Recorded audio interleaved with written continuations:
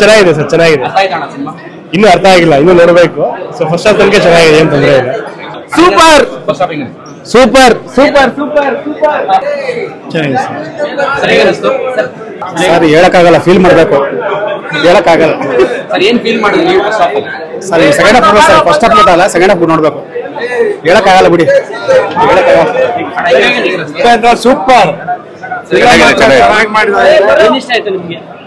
ಇಲ್ಲ, ಒಂದು ಡೈರೆಕ್ಷನ್ ಇದೆ, ನೋಡ್ಬೇಕು ಚೆನ್ನಾಗಿದೆ. ಎದ್ದೋಗ್ಬಿಡಿ ಅಂತ ಹೇಳ್ತಾರೆ, ನಾವು ಯಾರು ದಡ್ರಲ್ಲ.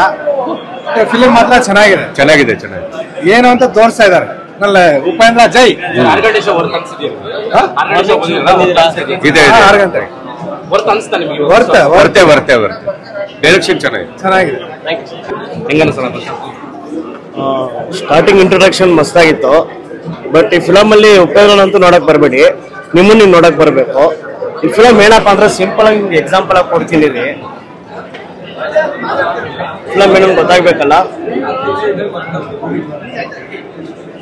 ಫುಲ್ ಫಿಲಮ್ ರೆಕಾರ್ಡ್ ಮಾಡಿದೀನಿ, ನೋಡ್ತೀರಾ? ಇದು ನಿಮ್ ಫಿಲಮ್, ನಮ್ಮನ್ನ ನಾವು ನೋಡ್ಕೋಬೇಕಂತ ನೀವು ಹೇಳ್ತೀರಾ? ಹೌದು.